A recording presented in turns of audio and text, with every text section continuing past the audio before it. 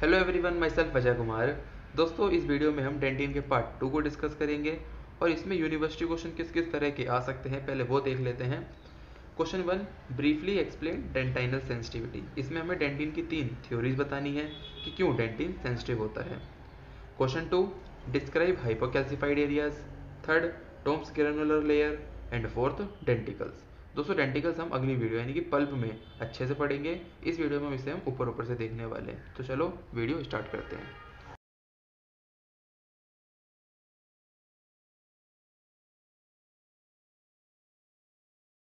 तो सबसे पहले हम डेंटाइनल सेंसिटिविटी को देखते हैं। इसके लिए दोस्तों ये डायग्राम है टीथ का। ये है पल्प, ये है डेंटिन, और डेंटिन में ये दिखा रखे हैं डेंटाइनल टिब्यूल्स, और ये है इनेमल। हम एक डेंटाइनल टिब्यूल को मैग्नीफाई करते हैं तो ये कुछ इस तरीके का दिखाई देगा। ये है डेंटाइनल टिब्यूल, और ये है दोस्तों, हमने पहली वीडियो में पढ़ा था कि डेंटाइनल टिब्यूल के अंदर होता है ओडोंटोब्लास्ट प्रोसेस, ठीक है। और इस डेंटाइनल टिब्यूल में कुछ नर्व्स होती हैं इनर साइड में, तो ये हो गई नर्व्स।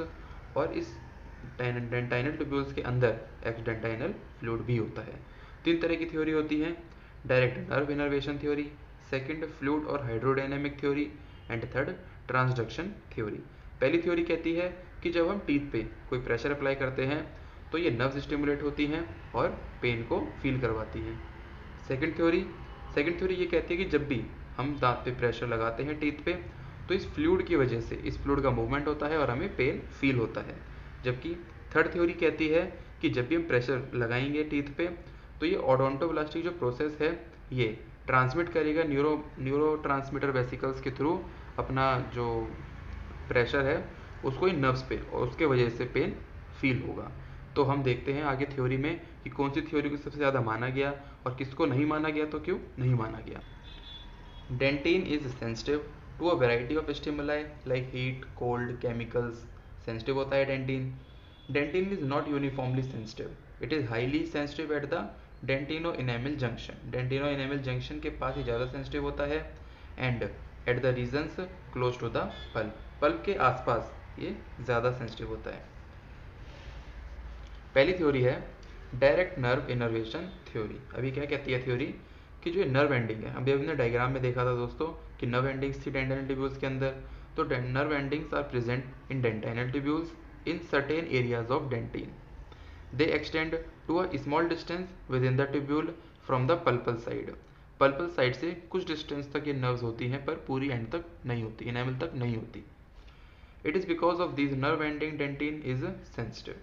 ये कहती है कि जो पेन होता है वो इसलिए होता है क्योंकि जो नर्व एंडिंग्स होती हैं डेंटिन की वो सेंसिटिव होती हैं। पर इस थ्योरी को रिजेक्ट कर दिया गया। क्यों? क्योंकि जो आउटर डेंटिन है उसमें तो डिवॉइड है नर्व फाइबर्स, यानी कि एब्सेंट है नर्व फाइबर्स, लेकिन उसके बावजूद भी ज़्यादा सेंसिटिव होता है देन इनर डेंटिन। जो बाहर वाला डेंटिन है, DEJ के पास वाला डेंटिन है, वो ज़्यादा सेंसिटिव है देन इनर डेंटिन विच पसेस देम, जिनके पास नर्व एंडिंग्स हैं।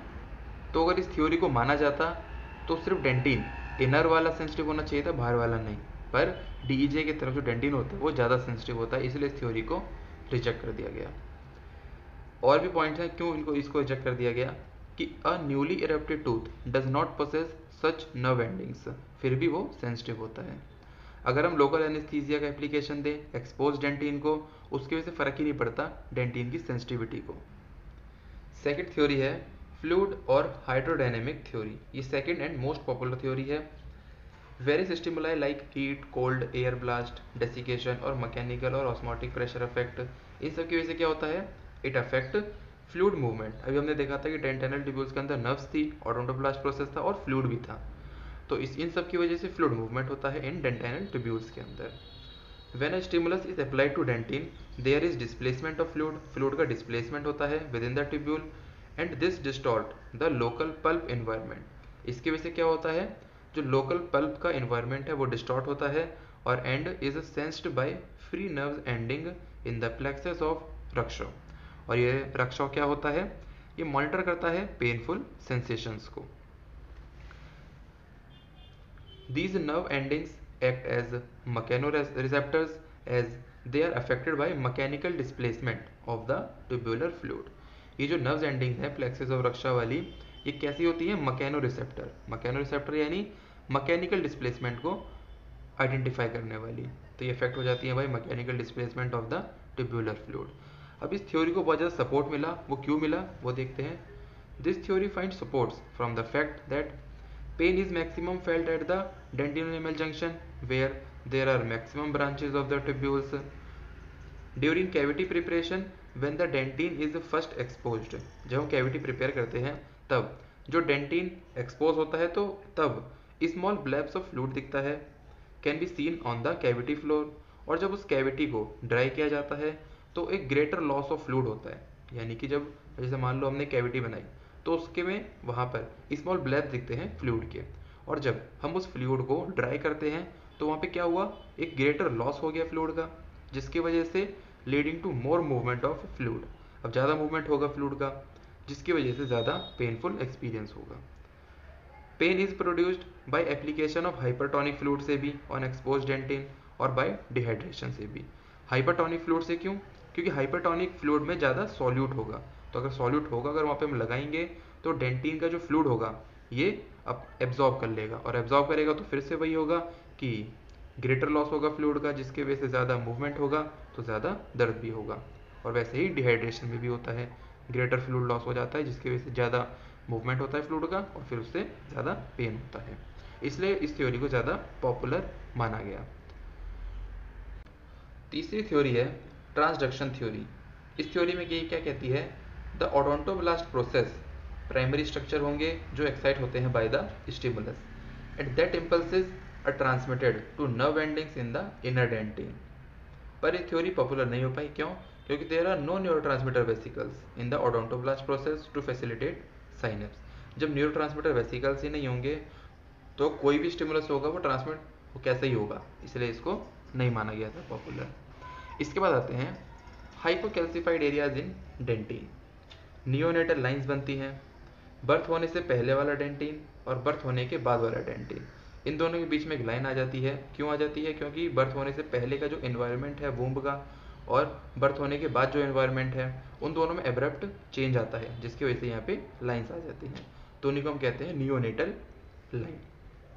अब हम देखते हैं इंटरग्लोबुलर डेंटिन। पहले हम देखते हैं बनता कैसे है, फिर ये स्लाइड में कैसे दिखता है वो भी देख लेंगे। जब डेंटिन का मिनरलाइजेशन होता है, अगर ठीक से हुआ तो ये कॉम्पैक्ट मास बन जाता है, तो ये तो ठीक है डेंटिन।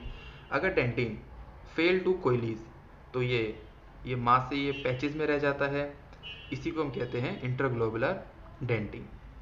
अब इसे स्लाइड में देखो, ये है इनेमल रेड कलर का, फिर आता है मेंटल डेंटिन, ये है सर्कमपल्पल डेंटिन, ये सब हम पढ़ चुके हैं।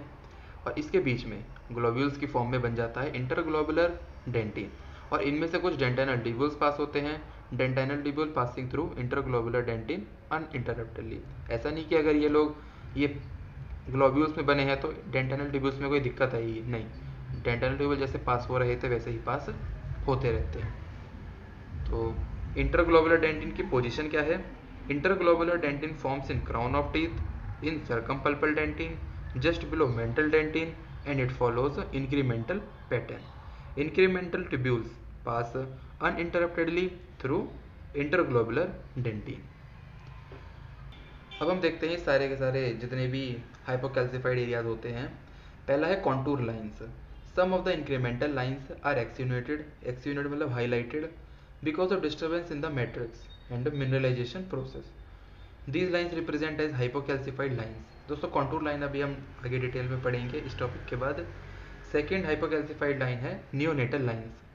The prenatal and postnatal dentines are separated by an accentuated contour line termed as neonatal line.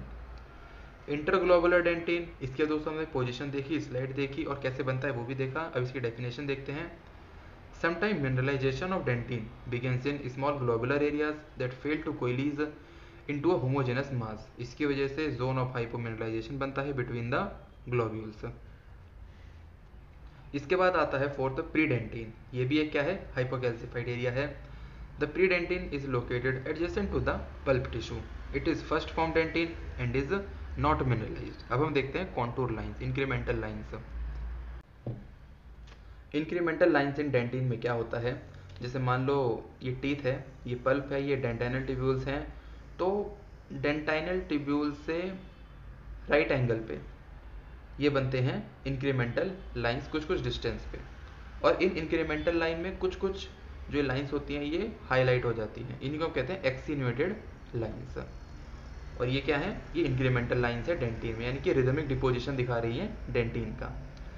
तो थ्योरी में देखते हैं, the incremental lines of von Ebner scientist का नाम है, also called imbrication lines are, ये क्या होती हैं, फाइन स्टीरिएशंस और lines that run at right angle to the tubules in longitudinal section. Distance between the lines about 4 to 8 micrometre and fairly ये regular होती हैं। These lines reflect the rhythmic deposition of dentine. अगर कोई पूछे ये dentin, ये जो lines है ये क्या दिखा रही हैं, तो rhythmic deposition of dentin. The daily increment decreases after the tooth reaches functional occlusion. जब फंक्शनल ऑक्लूजन में आ जाता है तो जो डेली इंक्रीमेंट हो रहा था ये डिक्रीज हो जाता है, क्योंकि तब तक डेंटिन बहुत सारा बन चुका है, अब ये तो नहीं बनता ही रहेगा, बनता है पर जब ऑक्लूजन में आ जाता है तो धीरे धीरे बनता है, इसलिए डिक्रीज हो जाता है, खत्म नहीं हो जाता। In transmitted light the incremental lines are dark and the increments between the lines के बीच में कैसा दिखता है, लाइट। एक्सीन्यूएटेड इंक्रीमेंटल लाइन, जो ये हाईलाइटेड लाइंस थी इंक्रीमेंटल लाइन, उन्हें हम क्या कहते हैं, कॉन्टूर लाइंस ऑफ ओवेन, जो हमने अभी थोड़ी देर पहले देखा था। हाइपोकैल्सिफाइड एरियाज में सबसे पहले क्या था, कॉन्टूर लाइंस ही था, तो वो एक्सीन्यूएटेड इंक्रीमेंटल लाइन बन जाती है जो हाईलाइट हो जाती है। ये भी क्या रिप्रेजेंट कर रही है, hypocalcified bands. The general belief is that these lines are only accentuated lines हैं ये वॉन एबनर की, but that these lines are only an, ये ऑप्टिकल फिनोमिना है, जो ये कॉन्टूर लाइंस ऑफ ओवेन होती हैं ये ऑप्टिकल फिनोमिना है due to secondary curvatures in dentinal tubules में। जो डेंटाइनल ट्यूब्यूल्स में सेकेंडरी कर्वेचर आता है उसका ये ऑप्टिकल फिनोमिना है, has been postulated. Now we discuss Tomes granular layer. इसमें होता क्या है, जैसे यहाँ पे सीमेंटम होगा तो सीमेंटम के एडजेसेंट में कुछ ग्रैनुअल्स दिखते हैं और उसी को हम कहते हैं टोम्स ग्रैनुलर लेयर। और ये बनता क्यों है, ये बनता है बेवलिंग ऑफ ट्यूब्यूल्स, यानी कि ट्यूब्यूल्स के एक जाल बनाने से ये टोम्स ग्रैनुलर लेयर बनती है। थ्योरी में देखो आप, when dry ground section of root dentine are visualised in transmitted light, a zone adjacent to cementum कैसी दिखती है, appear granular. This zone increases slightly in amount from cemento enamel junction से जब हम रूट अपेक्स की तरफ आएंगे, यहाँ से जब इस तरफ आएंगे तो ये इंक्रीज होती है slightly, and is believed to be caused by, क्यों हुई है, coalescing and looping of terminal portion of dentinal tubules. The cause of development of this zone is similar to branching and beveling of tubules at dentino-enamel junction. Beveling of tubules मतलब tubules में bevelling हो गई, कोई shape आ गई, कहीं कहीं से cut लग गया, कोई शेप आ गई, तो उसके वजह से टोम्स ग्रैनुलर लेयर बन जाती है। इस वीडियो का लास्ट टॉपिक है दोस्तों डेंटिकल्स या फिर पल्प स्टोन्स, इसे हम पल्प स्टोन्स भी कहते हैं, और इस टॉपिक को हम पल्प वाली वीडियो में अच्छे से डिटेल में देखेंगे। बस यहाँ पर हम एक बार देख लेते हैं ये होते क्या हैं।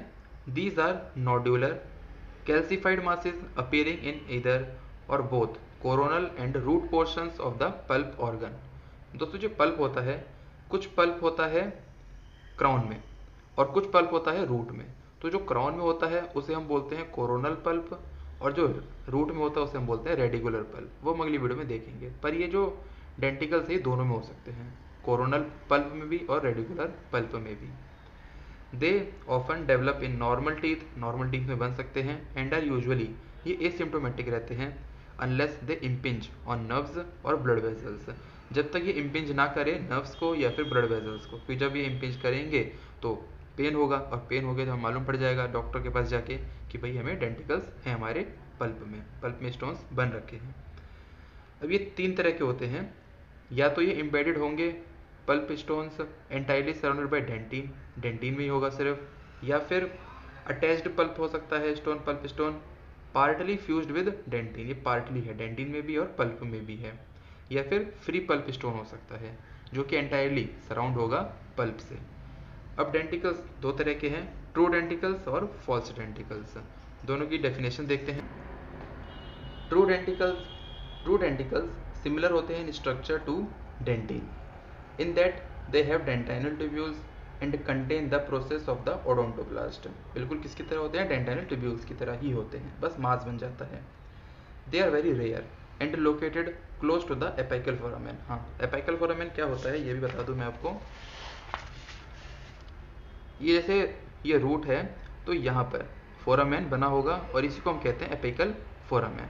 तो जो ट्रू डेंटिकल्स होते हैं वो ज़्यादातर यहाँ पे इसके पास पाए जाते हैं।